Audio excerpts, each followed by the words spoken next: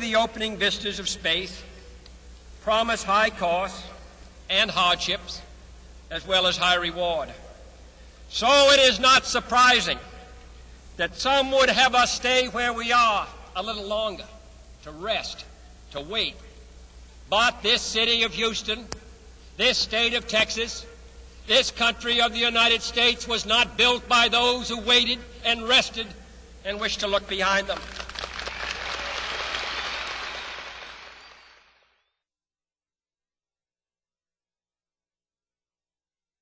April 1970.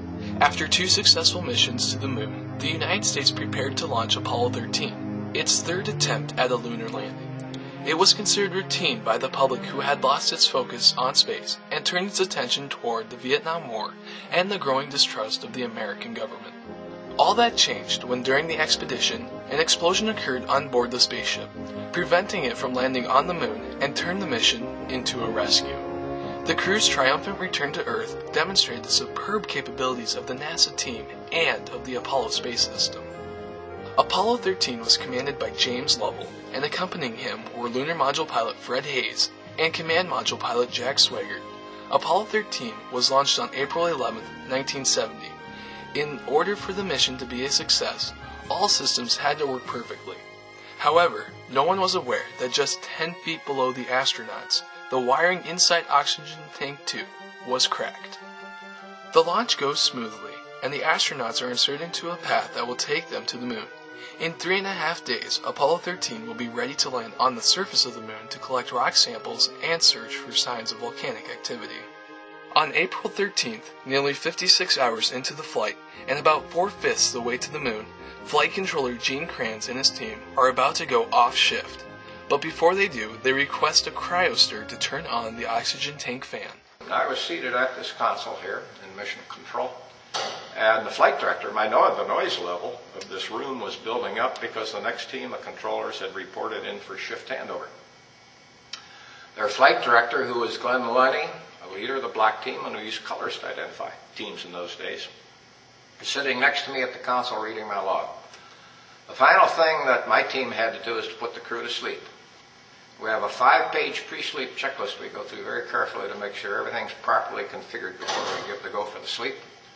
And we're down to the final entry. And this final entry asks a question: do we require a cryostor? Shane, we've got one more item for you when you get a chance. We'd like it to stir up your cryo tanks. In addition, I have a shaft and trunnion. Okay. For a look at the Comet Bennett if you need it. Stand by. Okay, Houston, we've had a problem here. Can say again, please. Houston, we've had a problem. Main bus undervolt. A main bus speed undervolt, a power failure. No one knew that the faulty wiring in the oxygen tank caused an explosion, crippling the spacecraft. The primary thoughts of the astronauts and ground crew are of instrumentation failure, and neither realized how serious the problem was going to be.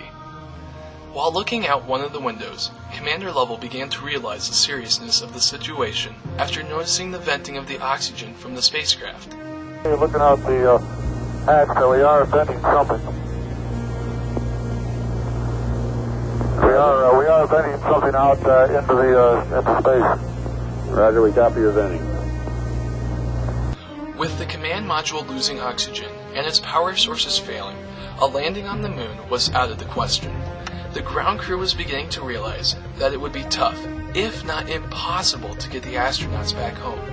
If they were going to be rescued, it was going to take the entire mission control team's collaborative efforts to bring them back. The crew then began to power up the lunar lander to act as a lifeboat, but without a heat shield or parachutes, it alone would not be able to bring them home. They then come to the realization that they must shut down the command module to preserve its batteries for re-entry. To complete the electrical power picture in the command module, the fuel cells provide big base power for the ship. We have some additional batteries which were small. They were sized to do entry only. News of the crippled spacecraft quickly circled the globe. Countries from all over the world were offering their assistance to help the United States recovering the astronauts. Even Russia had offered to aid America in this dire situation. After the shutdown of the command module, Glenn Looney informed the crew that they must perform a critical engine burn. Without the burn at this time, the spacecraft would swing around the moon, miss the Earth, and remain in space forever. But if the rocket burn lasted too long, the spacecraft would have crashed into the moon. With the command and service modules offline, James Lovell and Fred Hayes had to use the lunar module to proceed with the burn. The ground crew would not know if the burn worked until after the crew returns from the other side of the moon and back into radio contact. So with the lunar module powered up, the guidance system powered up in the lunar module, we decided to do an early mid-course. We did a small burn, which put us back on a free return trajectory, and that accomplished a number of things. It demonstrated to us that the lunar module worked, the propulsion systems worked, the guidance system works. We had a good reference transferred over to the guidance system, and all that part of it was good. It also was a psychological boost to everybody involved because we knew we were not on a free return, and now we were at least close. We were close to a free return trajectory. The burn worked flawlessly, and the spacecraft was now on a direct course for Earth. Back at Mission Control, the ground crew pulled together to try and limit the usage of power, water, and consumables so that they would last the rest of the mission. In the lunar module, the crew also turns off lights and heat to conserve energy. The lunar module was built for about 2 men for 2 days. In terms of electrical power, water to cool the heat that the electrical equipment in the ship generate, oxygen for them. So we had electrical power, water, oxygen, and then we had carbon dioxide on the lunar module, which also was limited for 2 men for about 2 days, 2.5 days. As Apollo 13 got closer and closer to Earth, Mission Control was going to be faced with the task of knowing how to turn the command module back on for re-entry. Since it had only enough power to last 2 hours, it would have to be turned on at the last possible moment. Along with powering up the command module, the crew must also move from the lunar lander to the command module, close up the hatches, and separate the lunar and service modules from the capsule, all before the re-entry into the atmosphere. And the basic problem is this. I have 3 spacecrafts up there. I have the lunar module, which is our lifeboat. I have the command module, which is our re-entry vessel. It has the only heat shield, but it has about 2 hours lifetime. And then I have the service module where the explosion occurred. And at the very last moment, as I'm getting ready to enter into the Earth's atmosphere, about 50 minutes from landing, I have to maneuver into an orientation so I can explosively separate these 3 parts in different trajectories. But before I do that, I have to evacuate from the lunar module, get into the command module, rapidly and efficiently power it up, initialize computer, close hatches, and then start blowing the pieces apart. As I said, this will turn into a checklist that's about 500 items long. With the command module back online, the crew then separates the service module to begin re-entry.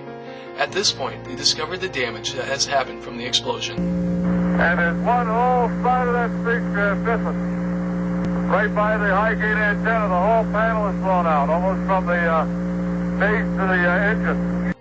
Everybody now realizes how close the explosion was to the heat shield. Even the slightest crack would have caused Apollo 13 to disintegrate in the atmosphere, killing all 3 astronauts. The only question anybody had now was, will it all work? Mission Control wouldn't know until after blackout had ended.